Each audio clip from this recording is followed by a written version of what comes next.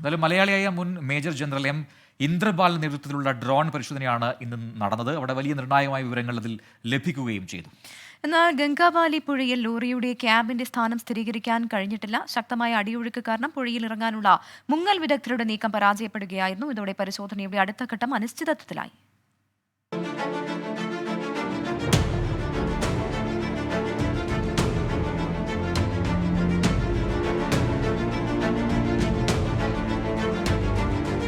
പത്താം ദിനവും അവസാനിക്കാത്ത കാത്തിരിപ്പ്. കലങ്ങിമറിഞ്ഞൊഴുകുന്ന ഗംഗാവലിപ്പുഴ. അതിശക്തമായ അടിയൊഴുക്കുമൂലം മുങ്ങൽ വിദഗ്ധർക്ക് പുഴയിലേക്ക് ഇറങ്ങാൻ സാധിച്ചില്ല. കരയിൽ നിന്ന് ഏകദേശം 20 മീറ്റർ മാറിയാണ് ലോറിയുള്ളതെന്ന് നേവിയുടെ സോണാർ പരിശോധനയിൽ ഇന്നലെ കണ്ടെത്തിയിരുന്നു. നദിയുടെ ഉപരിതലത്തിൽ നിന്ന് 5 മീറ്റർ ആഴമുണ്ട് ഇവിടെ. വെള്ളം കലങ്ങിയതിനാൽ അടിത്തട്ടിൽ കാഴ്ച തീർത്തും അവ്യക്തമാണ്. എന്നാൽ അടിത്തട്ടിലുള്ളത് അർജുൻ ഓടിച്ച ലോറി തന്നെയെന്ന് രക്ഷാസംഘം സ്ഥിരീകരിച്ചു. ഉച്ചയ്ക്ക് 1 മണിയോടെ ആരംഭിച്ച ഡ്രോൺ പരിശോധനയിൽ 3 ലോഹഭാഗങ്ങളുടെ ശക്തമായ സിഗ്നൽ ലഭിച്ചു. എന്നാൽ ലോറിയുടെ ക്യാബിൻ ഏത് എന്ന് സ്ഥിരീകരിക്കാൻ കഴിഞ്ഞില്ല. സിഗ്നൽ ലഭിച്ച 1ാമത്തെ കേന്ദ്രത്തിൽ നടത്തിയ തേർമൽ ഇമേജിംഗ് പരിശോധനയിൽ മനുഷ്യ ശരീരത്തിന്റെ സാന്നിധ്യം ഇതുവരെ കണ്ടെത്താൻ കഴിഞ്ഞിട്ടില്ല. ഡ്രൈവ് ചെയ്ത് നോക്കി, നമുക്ക് തെർമൽ ഇമേജിംഗിൽ ഒരു ഹീറ്റ് കിട്ടിയില്ല. രാത്രി ഒന്നുകൂടെ നോക്കും, just to make sure that just reassuring that thermal imaging നമ്മൾ കാരണം തണുപ്പാവും രാത്രി. അപ്പോൾ എന്തെങ്കിലും ഒരു ഇതുണ്ടെങ്കിൽ ഹീറ്റ് ഉണ്ടെങ്കിൽ കിട്ടും. നേവൽ ഡൈവേഴ്സിൻ്റെ ഡിസൈൻഡ് കപ്പാസിറ്റിയാണ് 2 knots. അവർ 3 knotsലും ചിലപ്പോൾ ചെയ്യും ജീവനം രക്ഷിക്കാനായിട്ട്, സ്വന്തം ജീവിതത്തിനെ റിസ്കിലിട്ടിട്ട്. അത് ഒരു എക്സ്ട്രീം കണ്ടീഷനിൽ. പക്ഷേ 6 knots 8 knotsൽ ഡൈവ് ചെയ്യുക പറഞ്ഞാൽ സ്വന്തം ഓൾമോസ്റ്റ് സുസൈഡൽ പോലെ ആയിരിക്കും.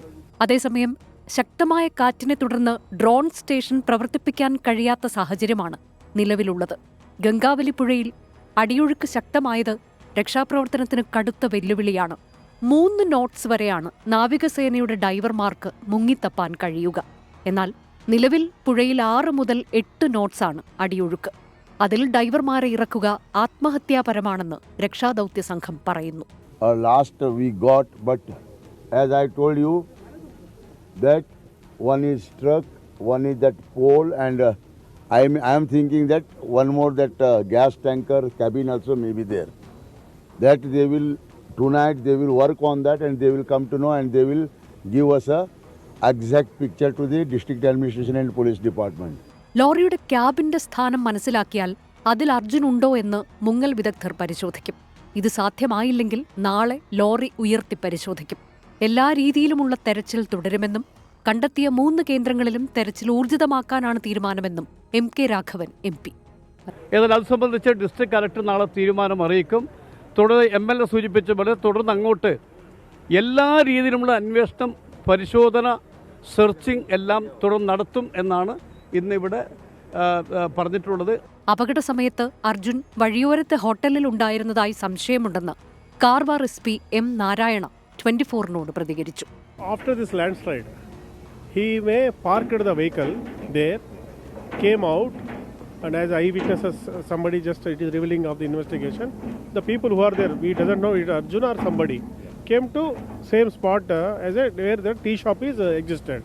So they told that lady who has died here, told somebody that 8 passengers came and they ordered for dosa. അതേസമയം രക്ഷാസംഘത്തിന്റെ നീക്കങ്ങൾ ശരിയായ ദിശയിലെന്ന് അർജുന്റെ ബന്ധു പറഞ്ഞു. പ്രവർത്തികളെല്ലാം തൃപ്തനാണ്. ഞങ്ങൾ ഫാമിലി ഞാനും ഫാമിലി എല്ലാവരും ഇപ്പോൾ നടക്കുന്ന പ്രവർത്തനങ്ങളെല്ലാം തൃപ്തനാണ്. ആദ്യം നമുക്ക് വളരെ പ്രയാസം ഉണ്ടായിരുന്നെങ്കിലും കൂടിയിട്ടും പിന്നീട് അത് അവരുടെ ഭാഗത്തു നിന്ന് നല്ല സഹകരണം, ഇപ്പം പൂർണ്ണ തൃപ്തം തന്നെയാണ്. നാളെ 11ാം ദിവസവും തിരച്ചിൽ തുടരും. കാലാവസ്ഥയും പുഴയിലെ സാഹചര്യവും അനുകൂലമായാൽ നാളെ ലക്ഷ്യത്തിലേക്കെത്താൻ കഴിഞ്ഞേക്കും. ടീം 24 ഷിരൂർ.